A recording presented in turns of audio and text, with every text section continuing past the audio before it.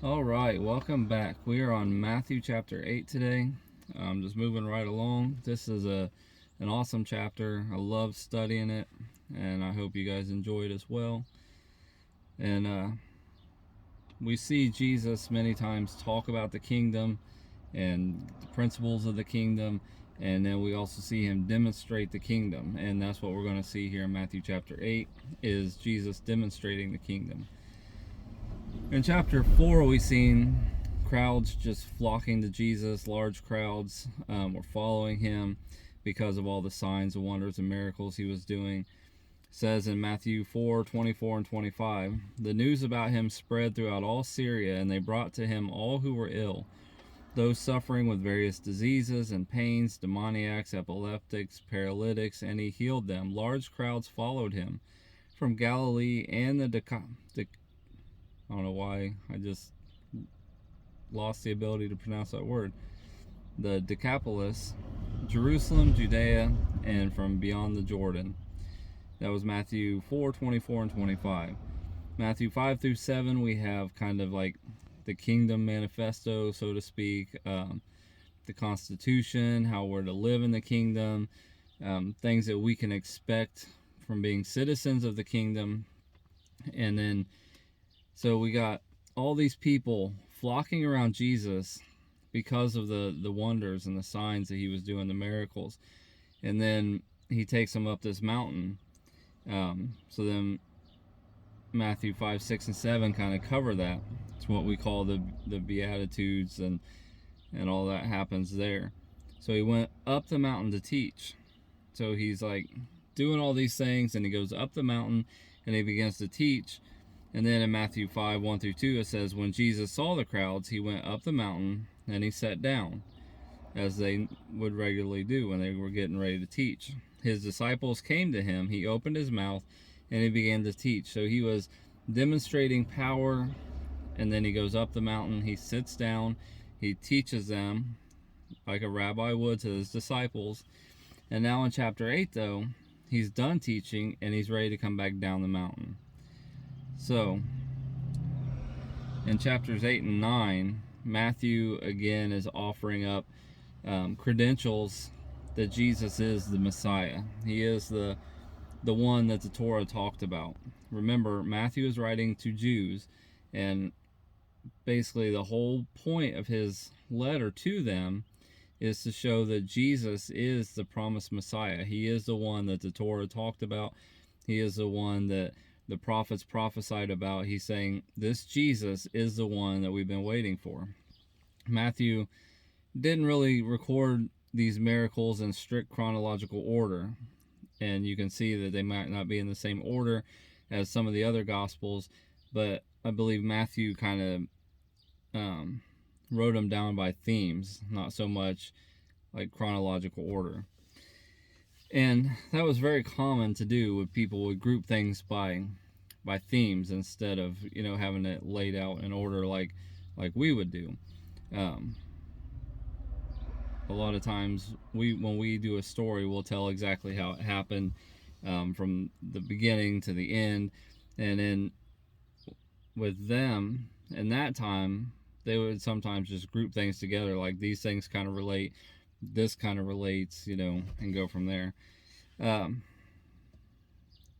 of like the plagues, they authenticated Moses' ministry to the Israelites. The miracles performed by Jesus also authenticated his messiahship. And a lot of scholars kind of make this connection between Matthew here and Exodus, because Moses' plagues were primarily destructive in nature, where Jesus' miracles are constructive. Matthew records 10 instances of Jesus healing, and in this section, Moses had the 10 plagues. So there's a little bit of a correlation there. Don't know if it was on purpose, done by Matthew or not. When Jesus then comes down the mountain, these large crowds are still following him. So chapter 4, we have the large crowds that followed him. They went to the mountain, he taught them, then they come down, there's still large crowds around him. Everywhere Jesus went, he drew crowds. by the way he spoke, by the miracles he performed. Everything he did would draw a crowd. A lot of them, though, were not looking for a savior. They were looking for their physical needs to be met. Some were there for Jesus. They wanted to hear his words. They wanted to hear him teach. But some just wanted a healing. Some just wanted their child healed. Some just, and that's all they were looking for, was that physical need to be met. And after that was met, then they were done. And we got to make sure that we're careful not to just follow Jesus to get something. It's not supposed to be a one-sided relationship where we call upon him when we need something. Yet many do that very thing. And I've talked to people who say that they realize that a lot of the time that they call upon Jesus is because they need something, and then after that, they might not even think about him very much until something else happens. That's not good. If you realize you only think about God when you need something, then it's a good time to do a heart check and really, repent and get things right. I was thinking, these large crowds are following Jesus. What do you think they're thinking of? What do you think they're thinking about him? When Jesus steps on the scene, he's teaching, he's healing with this authority, he's speaking words, and demons are leaving, and all these things are happening. Do you think most of them were like, this has to be God in the flesh? Or, is he an exalted man, like many cults think today? Did they think this is the Messiah? Did they think, that he was working through the power of Satan? Of course, we know what some thought on both sides of it, but it's just, what about the masses that were following him? What did they think about him? It was just interesting. But let's just jump right into the text here. Jesus comes down the mountain, and he's immediately encountered by a leper. A leper came to him and bowed down before him and said, "Lord, if you are willing, you can make me clean." Jesus stretched out his hand and touched him, saying, "I am willing, be cleansed." Immediately the leprosy was cleansed, and Jesus said to him, "See that you tell no one, but go and show yourself to the priest and present the offering that Moses commanded as a testimony to them." So leprosy in the Bible wasn't really what we think about today. Some of it was, but I think that's called Hansen's disease. But like the leprosy we think about today, that would have been called leprosy, but leprosy was a wide spectrum of skin diseases back then.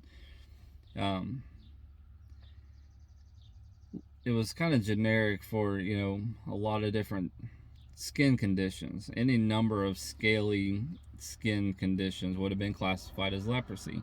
Some could be very contagious, and some not as much. Some maybe not at all, but it was hard to decipher which one was and wasn't.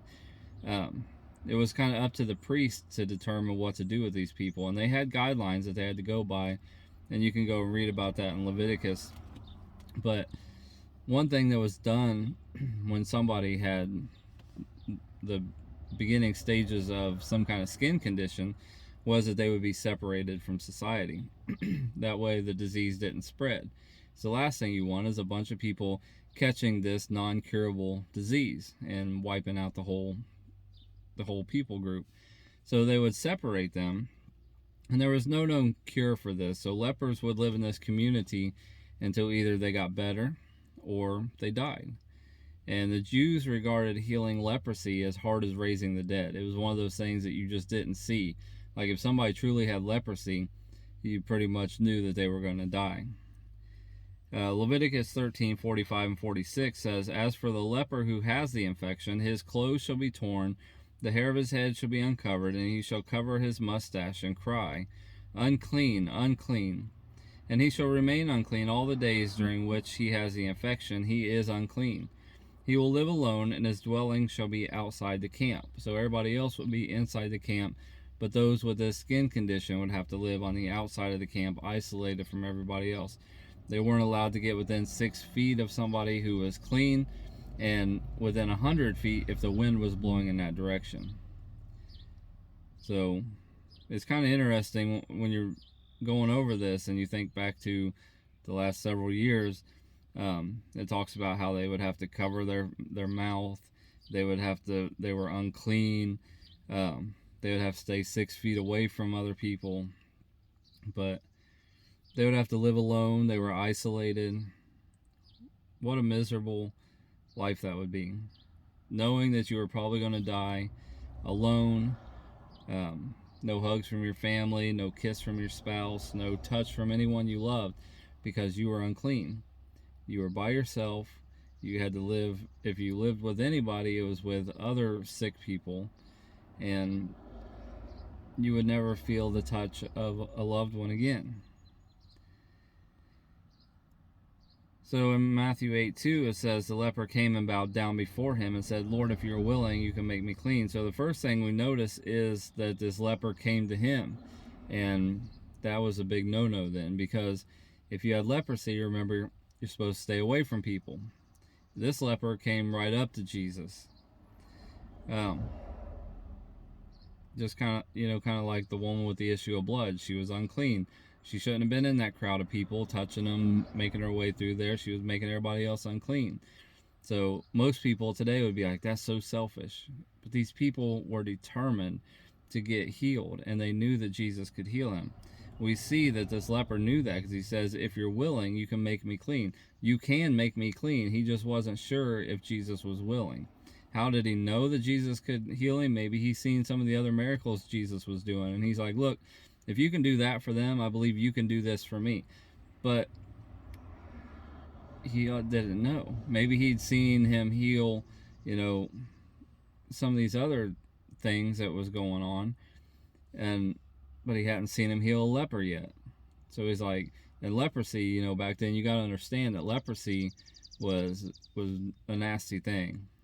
I'm not saying nasty as in like gross, which it was, but I'm just saying it was really bad. Like, if you got leprosy, like I said, they believed that it was just as easy to raise the dead as to heal a leper.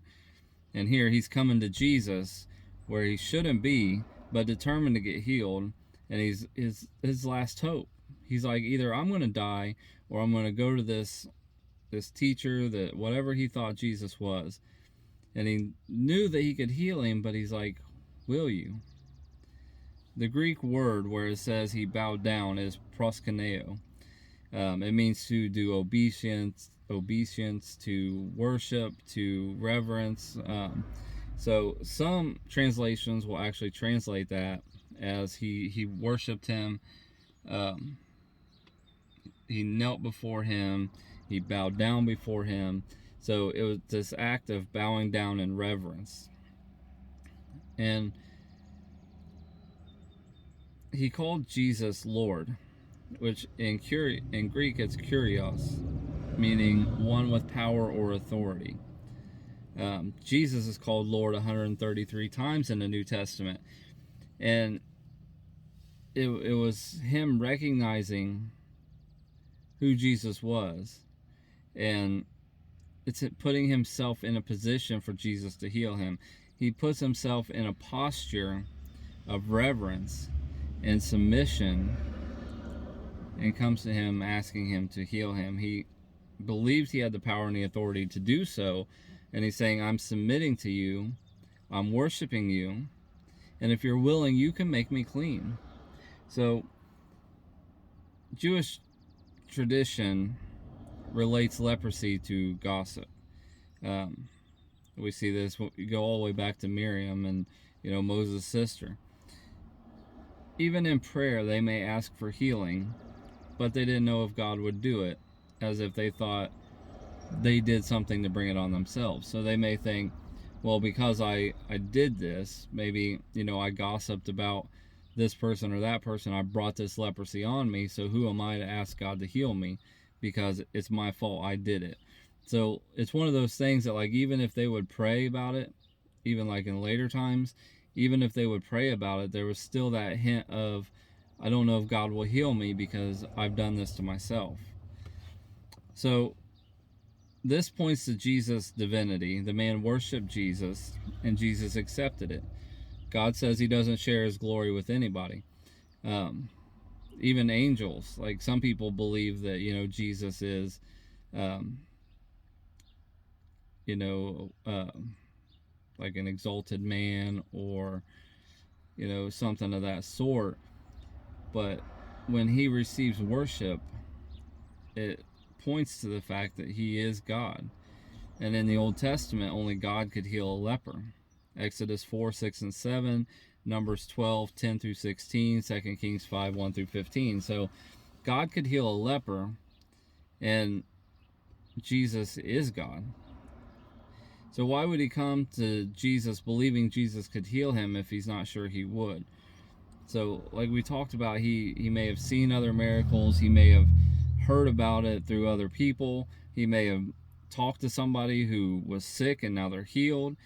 But maybe he never heard of leprosy being healed, and he could not be touched. So maybe he was watching Jesus from a distance, and Jesus would lay his hands on these people and they would be healed.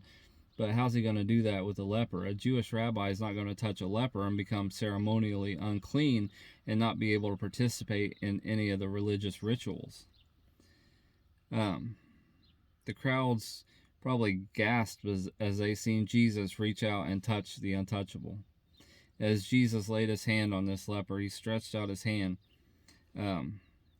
Mark says in chapter 1, verse 41, that Jesus, moved with compassion, stretched out his hand. So Jesus, having compassion on this man, stretched out his hand. And think about it, it may have been weeks, it may have been months, it may have been years, it could have been decades since this man had been touched. We don't know, because as a leper he had to stay away from people, living in isolation. So Jesus may have been the first human touch that he'd felt in years, and that Jesus knew he needed that. And that could have been the first part of the healing for this man. Think about not being able to be touched for years. Most of us don't go a day without being touched. So just think about if you had to stay away from people and not have any kind of human contact like that for that extended period of time. I mean, just that simple hand on a shoulder or something, man, that could do such a world of difference. The first touch he felt was the touch of Jesus. Jesus expressed his willingness with a word. He says, I am willing. And then he expressed his power with that touch. As he touched him, the man was healed. Jesus could have easily said the word and the man been healed, but Jesus touched him. Verse 4, Jesus said to him, see that you tell no one, but go and show yourself to the priests and present the offering that Moses commanded as a testimony to them. Why did Jesus tell him, don't go tell anybody? There were several times where Jesus would heal somebody or do something, and he'd say, no, don't go tell anybody. And why did he want him to go show himself to the priest? Leviticus 14, 1 through 9, you can read that. I'm going to read verse 2. It says, this shall be the law of the leper in the day of his cleansing. In the day of his cleansing, he shall be brought to the priest. And you can go and read the rest of that. But in the day of his cleansing, he would be brought to the priest for an inspection to make sure that he was clean. And then he would offer up the offering that the lepers were required to offer. So if somebody had been declared and pronounced unclean, then they would go and they would live outside the camp. If they were cleansed, they would go back to the priest. The priest would inspect them, and if they were cleansed, then they would pronounce them clean, and then they would offer the offering. So here's a couple thoughts. Going to the priest would have authenticated this miracle. And if he would have said, this man touched me and I am healed, then you think the priest would have wanted to look into that, right? Jesus did tell him not to say anything, but maybe Jesus was saying, don't go spread this around, go straight to the priest, tell them what happened. Jesus didn't want everyone following him just for his physical healing. So he's like, look, just keep this on the down low right now. I don't need a bunch of people flocking me. We've already got large crowds. I don't need any more right now. I have a mission. Spreading this news could have raised opposition even for Jesus. Like, oh yeah, you think you're a healer? And then here comes the angry mobs. And Jesus didn't do miracles for public show. He wasn't like, hey, go tell everybody how great I am. He didn't do that. He did it because of what we read back in Mark chapter 1, where it says, moved with compassion. Jesus, out of compassion, healed this person. It wasn't so he could get his name on the A list. It wasn't so, his name would be in lights and everybody would be like, did you hear what Jesus did? This would have notified the religious authorities that someone with messianic power was in Galilee, since no leper had been cleansed that we know of since Naaman. Elisha and Naaman. So no one had been cleansed since then, so this would have shown them that there was somebody with power who had entered into Galilee. Notice the words at the end of verse 4. Jesus said to him, see, you tell no one, but go and show yourself to the priest and present the offering that Moses commanded as a testimony to them. To who? To the priest. I want you to offer this offering, and I want you to show yourself to them as a testimony to them, to the priest. Be a living testimony. Let your life testify to what I've done. And, I believe that 100%, that we should be walking this out to where our life is a living testimony. That I believe that we should also preach the gospel. We should share Jesus, obviously, but we've got to walk the walk too. We can't talk about Jesus. I know so many people, and it's heartbreaking that so many people who talk about Jesus, but then they live in a way that people will come to me that know them, that we're like acquaintances with, and they'll come to me and they'll be like, I thought they were a Christian. I'm like, that's what they say. Well, then why are they doing this? Why are they doing that? Why are they talking like this? How am I supposed to answer that? So then I usually just say, why don't you go ask them that? They would be a better person to ask than me. But it is true that many people, it's easy to talk a certain talk, but sometimes it's a lot harder to walk it out. Let your life testify to those around you. Let your light so shine. We read that back in Matthew chapter 5. Let your light so shine that people see your good works and glorify your Father in heaven. Let your transformed life testify to those around you to what Jesus has done. It's one thing to say it, it's another to show it. And this would also be a validation of his messiahship, as the priests believed only Messiah could do these things. So you think they would have been like, how did this happen? Verse 5, and he enters into Capernaum. When he entered Capernaum, a centurion came to him, pleading with him. So this was a major city near the Sea of Galilee, the hub for Jesus' Galilean ministry. Fishing boats would depart from Capernaum before dawn. They would return at dusk. It was a smaller, I think they say about 1,500 or so in population, mainly lower class citizens with Roman military that at that time was headed up by a centurion. So when Jesus enters Capernaum, he is stopped by the centurion who's asking him for help. A centurion was someone who was part of the Roman military. He was in charge of roughly 80 to 100 soldiers. They were kind of the backbone of the Roman Empire. It was interesting that when you read about a centurion in Scripture, most of the encounters in the New Testament are positive. They worked their way up through the ranks. They were level-headed. A lot of them were a lot fairer than the officers. There was this huge social gap between a centurion and the Roman officers. And if we look in Luke 7, we actually get more insight into who this centurion was. Verse 1 through 10, when he had completed all his discourse in the hearing of the people, he went to Capernaum. And a centurion's slave, who was highly regarded by him, was sick and about to die. When he heard about Jesus, he sent some Jewish elders asking him to come and save the life of his slave. So the centurion actually sends the Jewish people, the Jewish elders, to go ask Jesus to come and save his servant. When they came to Jesus, they earnestly employed him. This is the Jewish people. Now remember, and I even read commentaries where they're like, the Jews hated the Romans, and a centurion would be despised by the Jewish people. When they came to him, they earnestly implored him, saying, he is worthy for you to grant this to him. He loves our nation, and it was he who built us our synagogue. So I don't believe they're just saying that. They really cared about this centurion. They believed he was fair, and he loved the nation of Israel. He built a synagogue for them. And Jesus started on his way with him, and he was not far from the house. The centurion sent friends, saying, Lord, do not trouble yourself further, for I am not worthy for you to come under my roof. For this reason I did not even consider myself worthy to come to you, but just say the word, and my servant will be healed.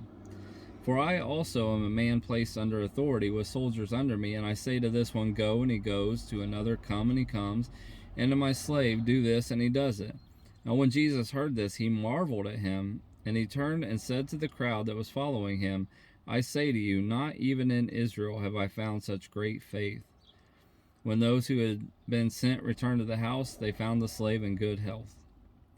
Now, the word the centurion used, and yes, I know that in Matthew it says that the centurion came to him, and what we just read in Luke, he sent emissaries on his behalf.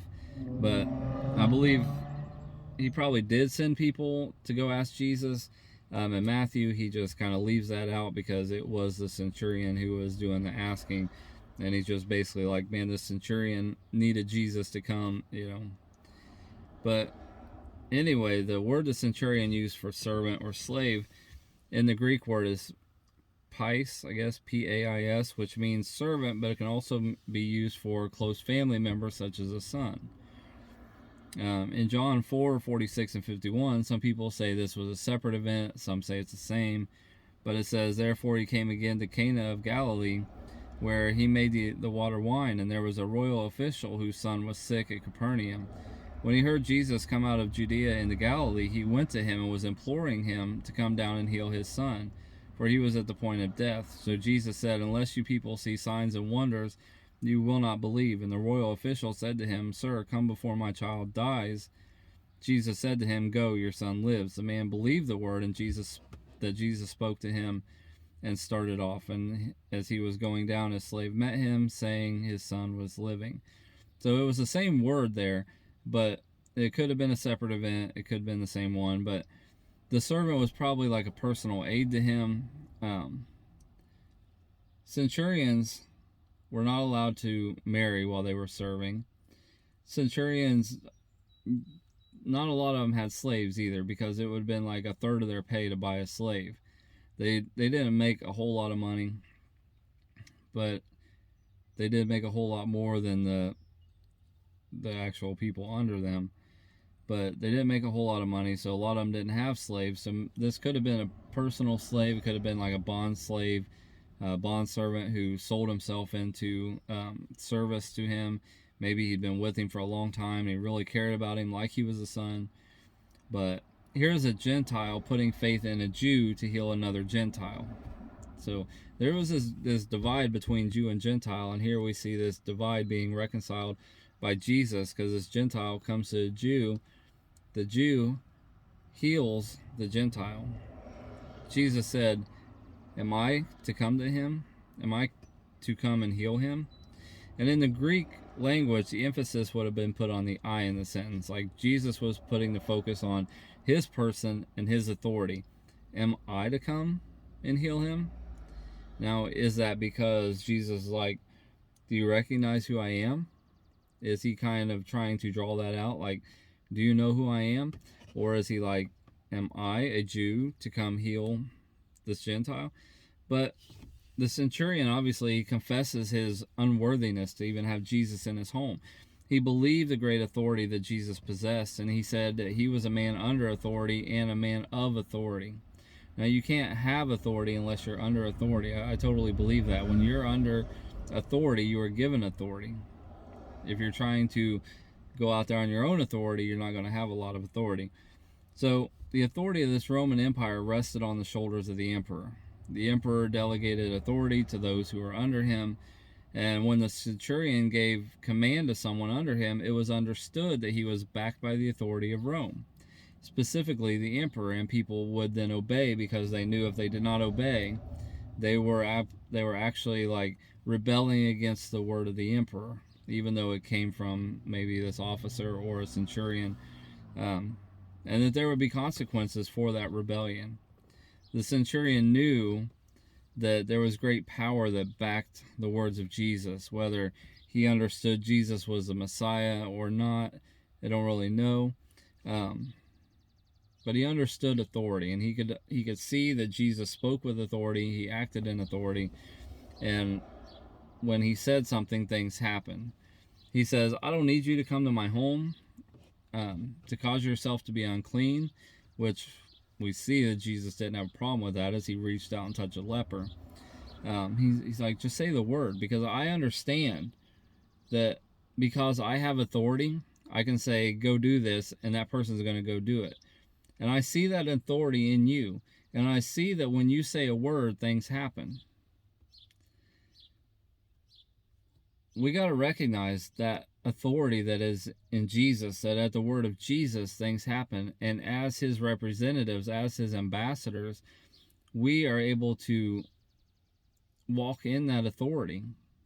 See, when a centurion would go out and give orders based on his orders, then he knew that no matter what he said, it was going to be backed up by Rome and all the power of Rome.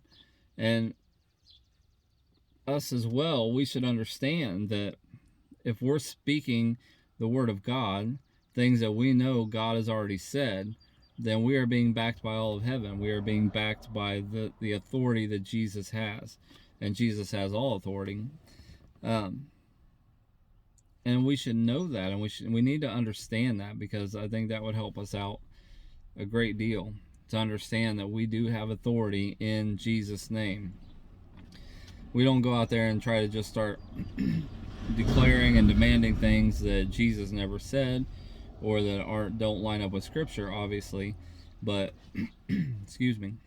But when we do declare the words of Jesus and his will, then we can be assured that we're acting under his authority and things are going to happen.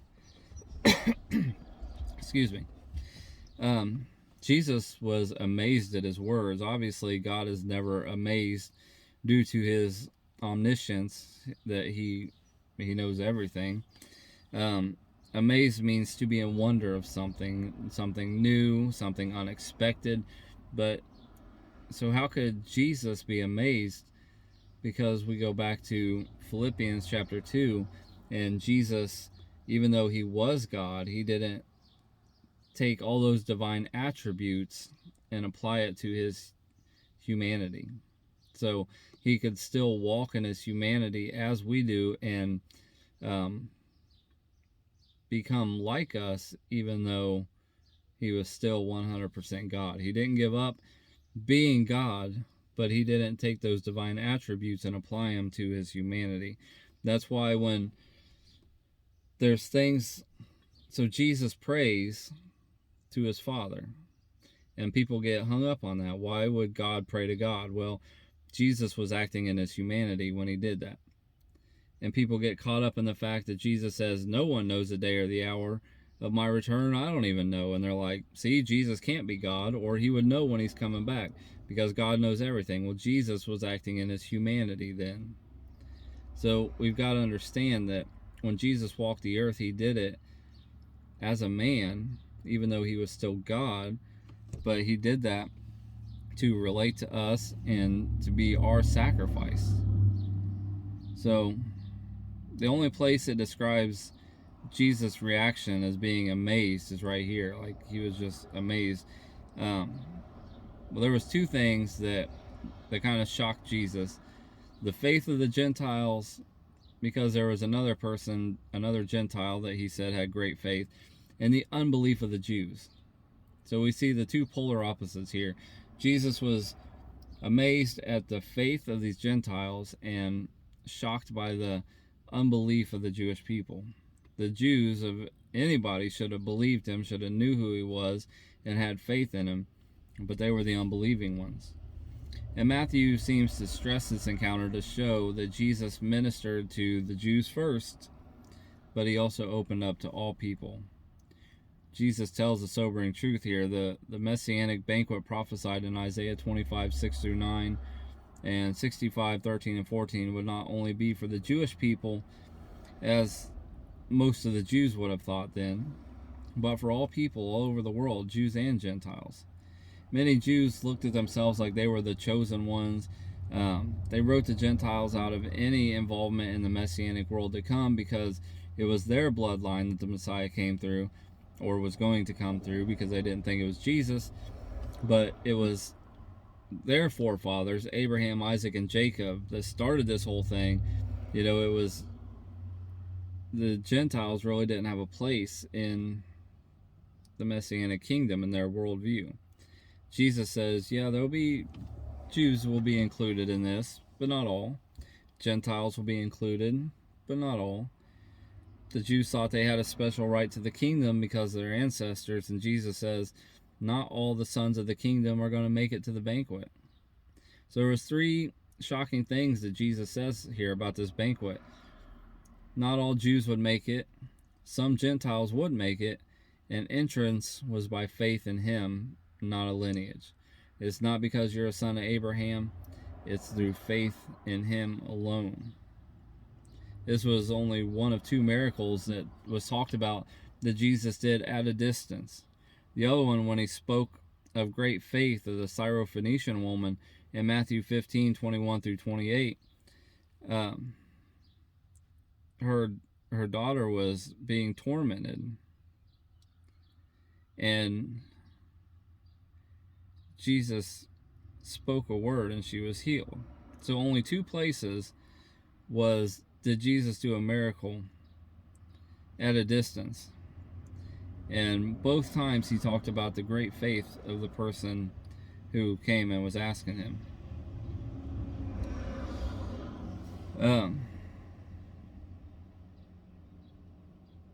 Most of Jesus' miracles were done up close and personal, but there was 2 at a distance, and both of them he said the people had great faith.